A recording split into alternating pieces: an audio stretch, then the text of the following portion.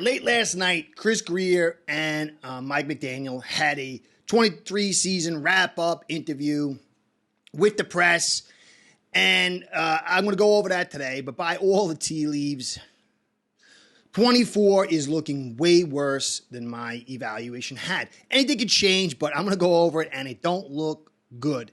Now, when I first started doing this was 2021.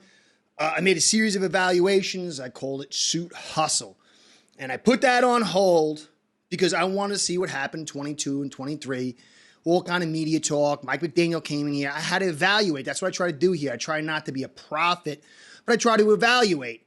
Unfortunately, my evaluations in 22 and 23 kind of played out, and I'm pretty much set on putting my foot in the ground on those evaluations. I could be wrong. It can always change. But guys, I just don't see anything that will change this evaluation. And given what I saw in the presser, it really don't look good. And it looks like my evaluations from 2021, which I called Suit Hustle, was a good evaluation, and we're going to get Suit Hustle 2.0 in 24. So if you don't know what that is, I'll cover it a later day. You can check some of my old stuff. Let me get into what Greer and McDaniel said. And for the most part, I didn't mind McDaniel, but Greer, he keeps going down and down and down in my eyes. And I'll get into it, but it don't look good, guys. Anyway, the likes and subscribes, the comments, the views, all that stuff keeps me in business. I try to do a fair channel here, honest channel. So you guys keep me in business, do what I love to do, which is evaluate. So I want to give you a shout out and a shout out to Ace Bird, my sponsor, because without the two of you, this show ain't going down. Ace Per Head's betting software is the premier white label platform for bookies to manage their players and grow their sportsbook operation. Click the link in the description below to get set up in minutes. Ask for the Curtis promo and get a special introductory discount. All right, so there's a famous line in Lauryn Hill's song, "The Whole World's a Hustle." Like a splinter in my mind, it persists. And the Suit Hustle concept has been in my mind, but I push it off because it's about evaluation. You got to be a journalist. You got to kind of get evidence. But what I got here in this interview with Grier, I'm going to go over, and McDaniel, it's that splinter is sticking harder than ever. Now, Wilkins, according to Grier, they had a conversation. They had a number. It wasn't what Wilkins wanted. He bet on himself. He won. I said he would win. He won. And he's going to test free agency. There'll be no tag for Wilkins, which means he's gone. So the people who think he's not a valuable player for this team, we're going to find out. Somebody else will pay him. We can't. We're broke. We put our assets in all these different places. We are broke next year. And his value was too much for us. So Wilkins is gone unless something insane happens, and I don't think it's going to. Connor, there was the first two that asked, Connor and Hunt. I don't know why. I mean, Connor and Wilkins. I don't know why it wasn't Wilkins and Hunt, but Wilkins and Connor. Connor, Grier said the run game did fine without him. Check what we did with the Ravens and the Bills, and you can go look at the bulk numbers and go, oh, yeah. But I've shown you that it's not about that because we have pop runs. But then in between those pop runs are losses and negative plays and for 0 and for 1 and 2 yards, and it throws the offense off schedule. And they play nickel on us, so they allow that. And so when you look at the big runs, there's a few big runs that blows it up, but then underneath there is a lot of inconsistency, and the interior run game is usually garbage. And so here's my second evaluation. Connor's not coming back. Eichenberg, who, remember last year, he said, GM came up to me and said, oh, Eichenberg's out last year. He was doing so good. And then we drafted Feeney, and we're going to have Eichenberg at guard, and he flopped at guard. So he got rid of Feeney, so we had a reason to keep Eichenberg. Then we got Eichenberg at center. Eichenberg will be your center next year. So all the people, I'm sorry, Eichenberg, you'll get to run that over again, but maybe you'll be sorry that you got Eichenberg. So Eichenberg's your center next year. They asked him if it was a successful season, and he danced around it like a ballerina. And he says, well, our goals are to win the East and to win a conference and win a Super Bowl. We didn't do any of that, but I'll leave that for you guys to decide if it was a successful season. You in your high point talent season, you're nose diving off of it with a cap and the loss of talent. It was a failure, but he's not man enough to admit he's a failure. What he'll say is, Mike did a really good job considering injuries, but he won't use them as an excuse. And then he goes on and details you all the injuries. Obviously, injuries are a factor, but all the teams have won without them. But you use it as excuse. This is the same guy that we found out just a few months ago. Van Noy said there was a civil war between the GM and the coach, and I was cut the first year of my mega contract out of spite because I was the other guy's guy. Flores can't fire anybody. He's a coach. The GM can do that. That's it.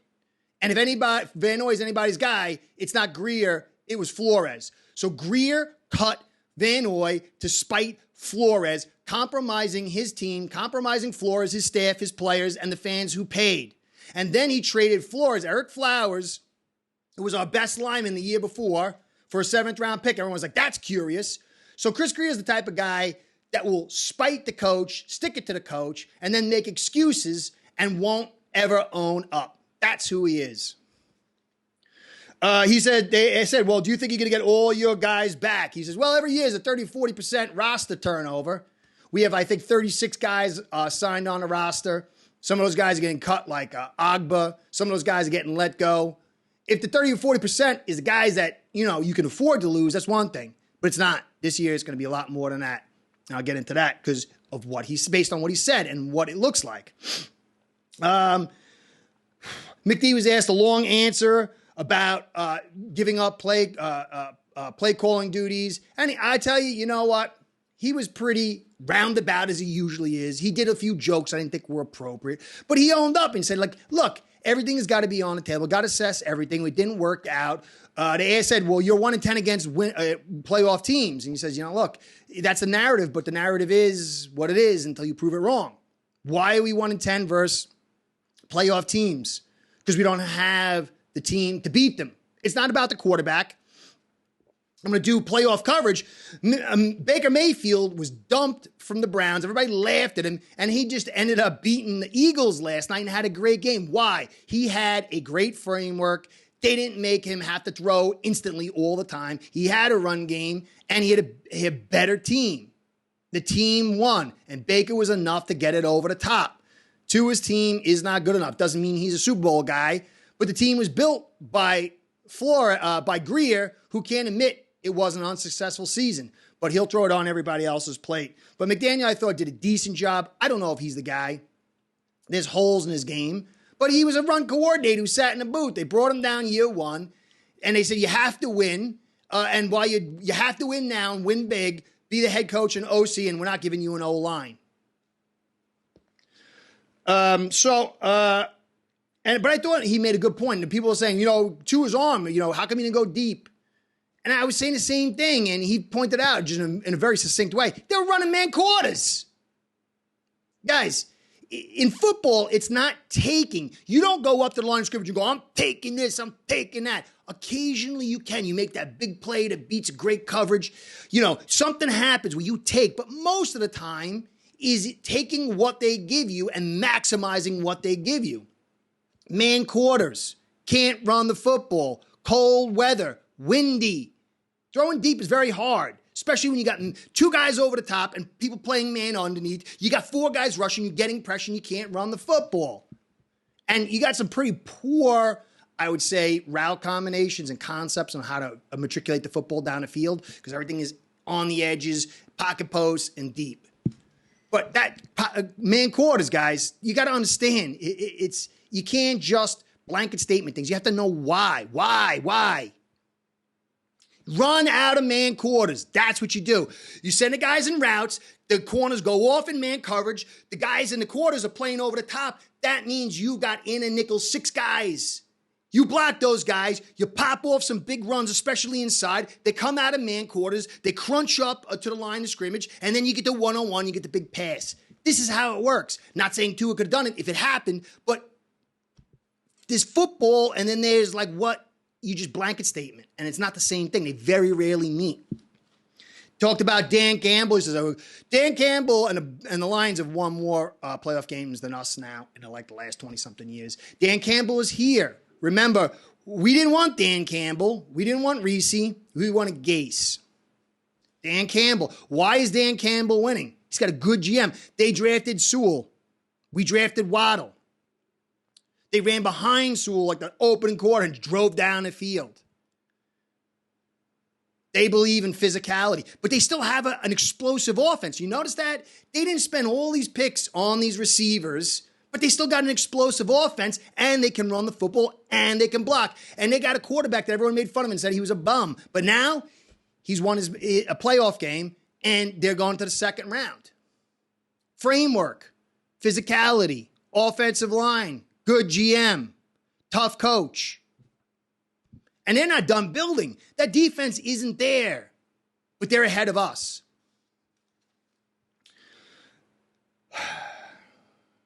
They asked if big changes are needed. Did you feel that you got a good core? And he says, well, it's only 48 hours and we can't really assess. We got to talk.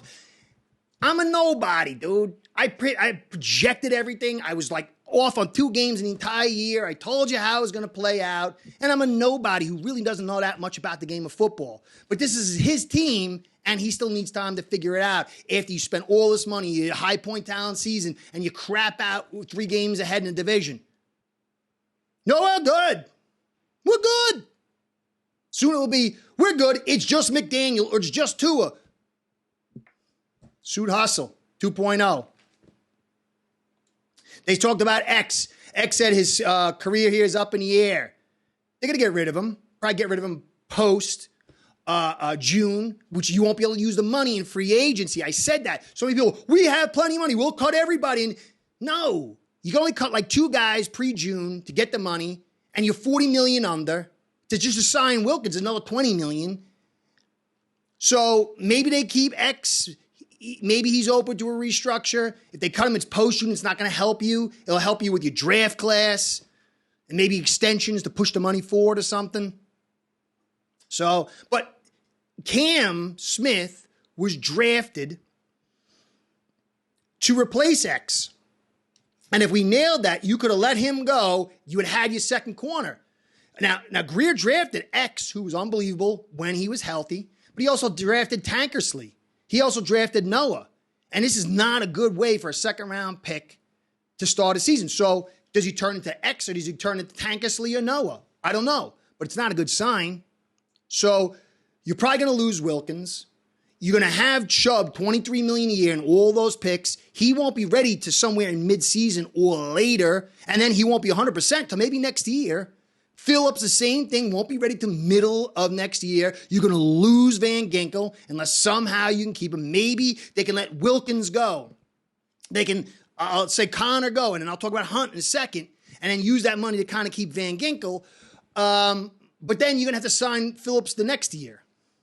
And then Waddle's a free agent next year. And Tua, if you want to keep him, you don't want to keep him, or whatever. I don't know. Hunt. What did he say? Hunt, to me, is the most critical. This offensive line is garbage. You're going to lose Connor and replace him with Eichenberg. And he said, Hunt has earned, he's earned right. I'm very happy for him. We gave him a contract, and he's like, no, because we couldn't afford what he's worth. You're probably going to lose Hunt too, because there's other teams out there desperate, and they got money. Jets. You know what I would do if I was the Jets? I would overbid a couple of million, $3-4 million on Hunt that we would pay, put him there, and then you screw your opponent in the division, and then you uplift your offensive line. Somebody will pay for Hunt. He had the hamstring pull, but then we didn't trust the guys behind him, so we had to rush him back, and he kept pulling it and mess it up. He needed to sit for a while, but he's been healthy for a long time. He's a good player. The price tag for guards is going up. that interior pressure. Look what KC was able to do with 3 really good interior guys and then 2 garbage tackles. It's the premium stuff's interior. Because as long as the guys on the outside don't get beat inside and they shield it outside, and then you got a pocket, a clean pocket, you climb that ladder and you buy yourself a second and a half or 2 seconds or sneak out. And so a guy like Hunt could get that 15 or higher and probably will because the prices are going north. They don't get the 2-a-days. They don't get the extra practices. So talent helps overcome the chemistry issues that they're not getting in practice. An offensive line makes the NFL world go round. And without the practice, you see some bad play. That's why they're letting all these holding calls and everything go. So you need the most talent you can get in key positions. Hunt's a free agent. Connor's a free agent. Wilkins is a free agent. Van Ginkel's a free agent. They didn't mention Van Ginkel. I'd say most of those guys are gone at minus $40 million. And Tua, I don't think they're going to make a contract with him. They'll let it play out because if the season doesn't go bad, then they could say Tua sucks, McDaniel sucks. Whether they do or don't, they're going to get blamed. They'll get the axe. McDaniel's in the last year of his contract. Fangio has an extra year. And then Grier will say, well, I'm just a wet willy. I got pushed around by McDaniel, and I got all the plays that he wanted. It's not my fault. Fangio's a new head coach. Look how good he did with his defense. He's got experience. Let's ride with him. Regime number 4. They talk about 5 years, but he's been GM since 2016. When he took over in 2019, quote unquote, he said, I made all the final decisions for drafting. And he even took credit for drafting Howard. So he had authority. He had power. So evaluating Chris Grier is not the last 5 years. It's from 2016 to now. Get ready, guys. I don't have a good feeling. It could be wrong, I hope, but there's just not enough money. You spent $30 million on Hill. You spent all this extra on Ramsey, which, I think it was good, but you got Holland coming up as a free agent. You spent 2 first rounds on Waddle. Don't care about the offensive. Teron ain't going anywhere. He's locked in. He played the whole season. You cannot get rid of his contract this year. So Teron's going to be here, and he's a lot of money. So Teron will be here. I love Teron, but there's only so much money to go around.